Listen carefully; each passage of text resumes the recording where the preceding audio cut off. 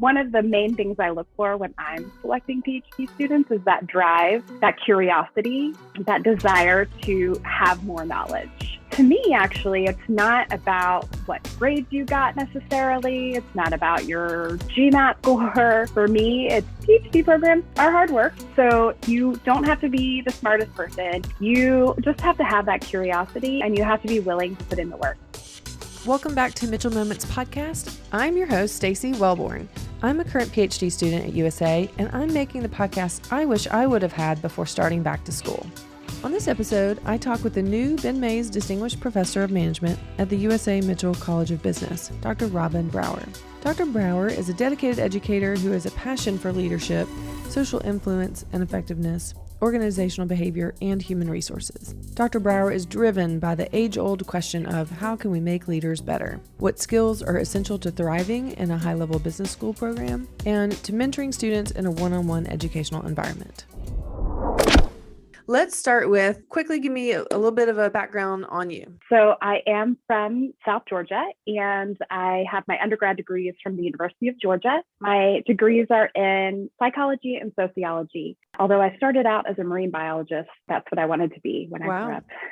That's a big change. Yeah. So I think like many students, like I had my eyes opened and found things that I didn't like and things that I did like. And one of those things that I did like was actually an industrial organizational psychology course that was taught by a PhD student named Shane. And then I suddenly had a light bulb go off. This was probably in my junior year. And this is what I wanted to do. I'm somebody who takes my work home with me. So being maybe a traditional therapist, I realized pretty quickly wasn't going to be something that I could handle. But studying people at work is both fascinating and interesting to me, and something that I can, take home and mull over at work. Mull over at home. So I've been working since I was 15, and I have had plenty of really terrible bosses. So, yes, so that really drove my, interest in this area. So if you're unfamiliar, industrial organizational psychology is very close to organizational behavior, which is where I wound up. I have my master's degree from the University of Central Florida. This is when I switched into the business school, and my degree is in management. And then I have my PhD in organizational behavior and human resource management from Florida State University. So all big football schools. Go Dogs. Yes. So, I studied organizational behavior and human resources.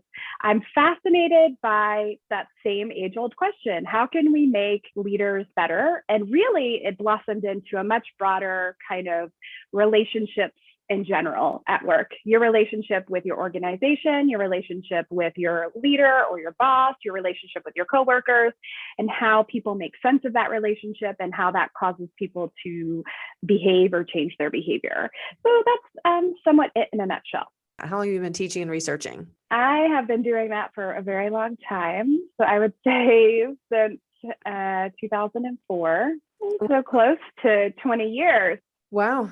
And so now you tell us where you are now and kind of what's going on in your life today. So I was just hired at the University of South Alabama as the Ben Mays Endowed Chair of Management. And so I'm coming to Alabama in the fall, start that position, and really to engage with doctoral students. I have taught at a doctoral granting institution. I have doctoral students that are no longer students, except they're now friends and colleagues. They're spread out all over the country. I still do research with many of those students. And right now I am in Buffalo teaching at actually a small Jesuit institution. Something that's important to me is that relationship with the student. As you just heard me say, I like to study relationships. Relationships are important. And I've taught at kind of the big schools where students are just a number. And that's not the feeling I got from the University of South Alabama. So I'm very excited to come to a school that values that research, where I can work with doctoral students and develop mentoring and one-on-one relationships, lifelong friendships moving forward. So that's kind of where I am now. We're in the middle of, by we, I mean me, or I'm in the middle of trying to figure out where I'm going to live and do those transitional things. What is it that you hope to bring to the program overall from an undergraduate to doctoral level? So I am very passionate about what I do. I love all aspects of my job, which is kind of unique. I love teaching. I love sharing the importance of the areas I teach. So I teach the people side of business, and many students that I teach are on the number side of business and don't realize how important it is to understand the people side, because people aren't rational and they don't behave like 2 + 2 = 4. They may be like 2 + 2 = 22. Who knows?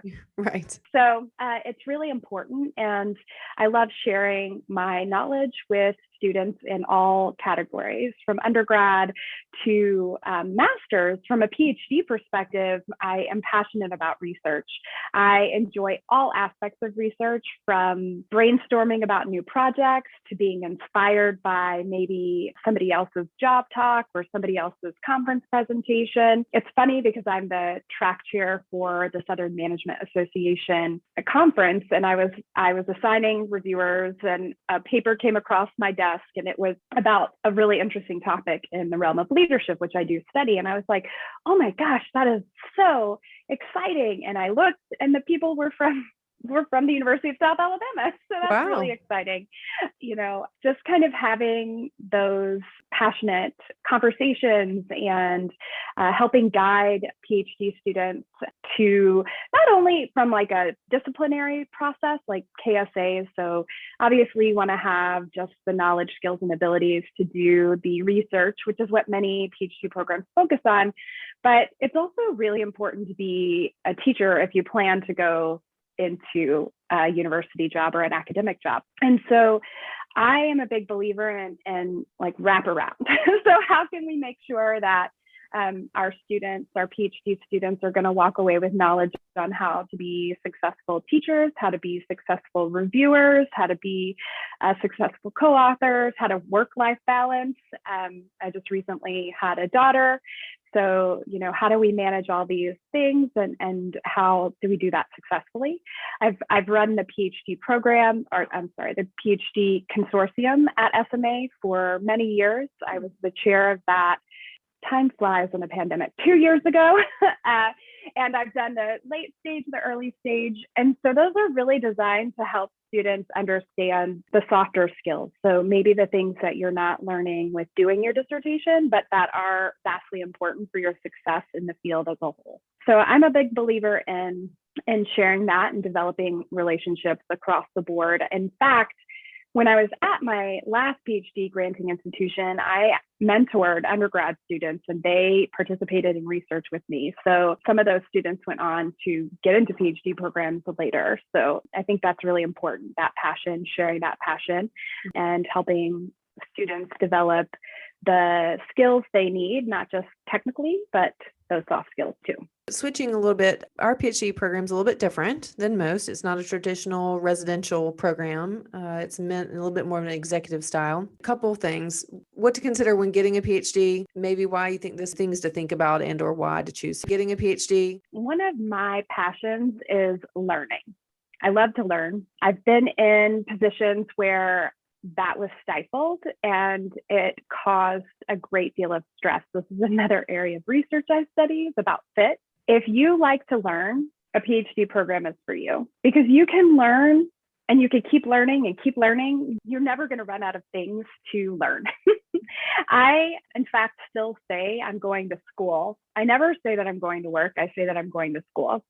So if you have that kind of inner desire to grow, to learn, and to challenge yourself, I think PhD programs are a great way to do that, because that allows you, not just in the PhD program, but once you're out of the PhD program, you're still learning.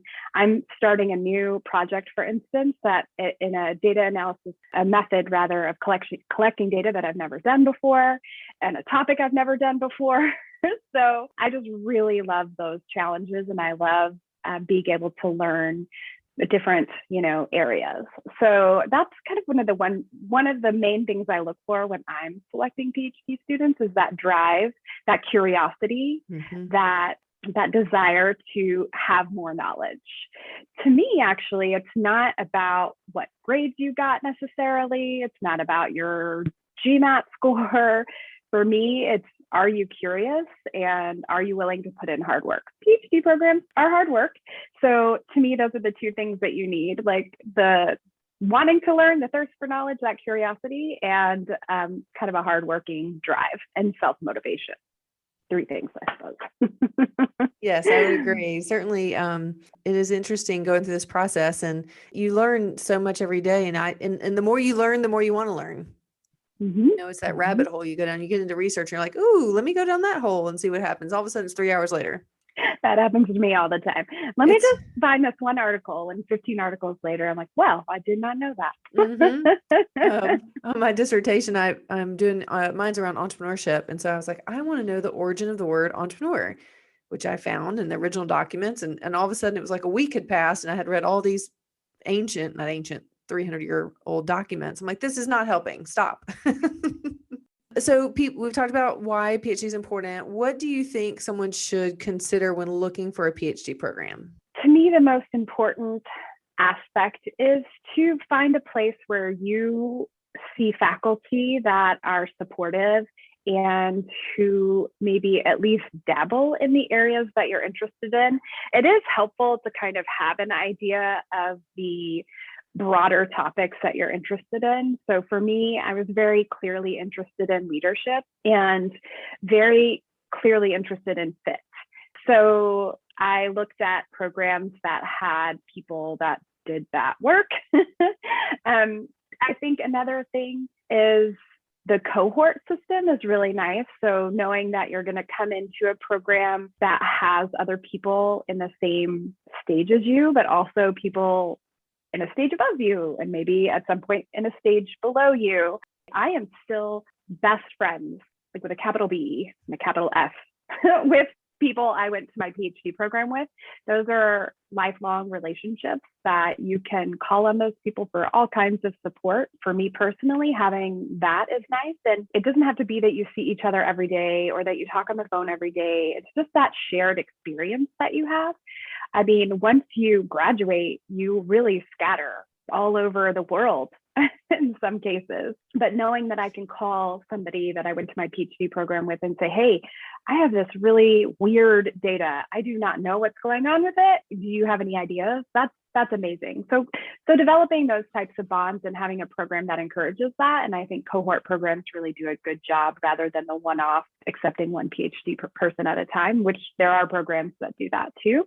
So I guess those are kind of the main things. You know, obviously, I know USA does the kind of part-time program, which is really, really fascinating and interesting because having real world experience that you're able to apply to what you're reading about just will make you more effective. It kind of gives you topics that you're interested to study, but also it really makes you an effective teacher because you can, you know, bring in those real world examples and talk about how you saw this at XYZ, and that's really fabulous too.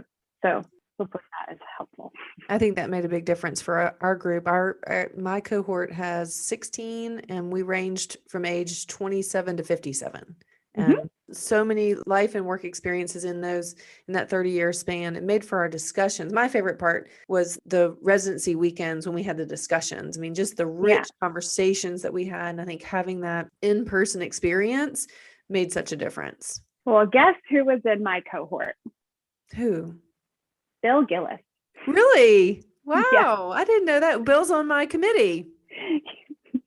So when I talk about lifelong relationships, there you go. Bill actually is the one who emailed me the job opening. Wow. And said you should apply.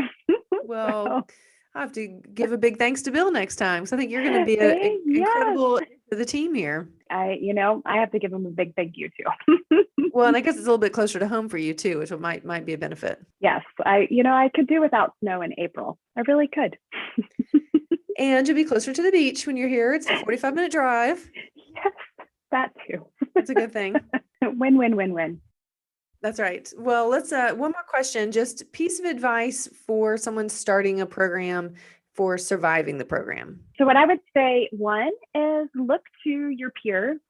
big relationship builder. So, if there's a cohort ahead of you, you might identify one or two people who are willing to just kind of chat with you and, give you some of that maybe insider information that helps you manage the program.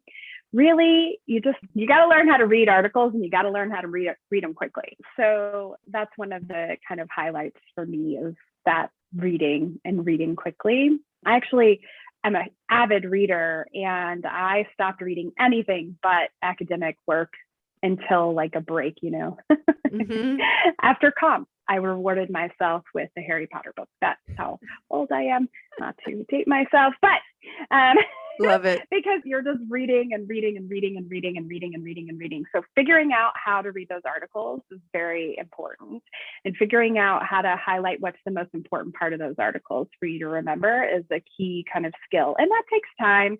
And you might, discuss that with somebody else. You might see if somebody else has read an article and they've highlighted it, you might look at that to see, okay, what did they think was important? And did I miss that? Or when you get to the discussion or you get to the class, if people are talking about X, Y, Z and you're like, ooh, I missed that, then you've got to kind of tweak how you're reading. And really, it's just hard work. That's it, right? Like, you don't have to be the smartest person. You just have to have that curiosity, and you have to be willing to put in the work. Did I stay up late nights doing things? Absolutely. And it seems to me, every project deadline or paper deadline, you're just working, trying to get it done right before the deadline. That's not unusual, I don't think. Mm-hmm. And finding a mentor within the program is nice. Finding a faculty mentor obviously is very important. And they don't have to be at USA. They could be somewhere else if you go to conferences. And learning how to read quickly and putting in the hard work.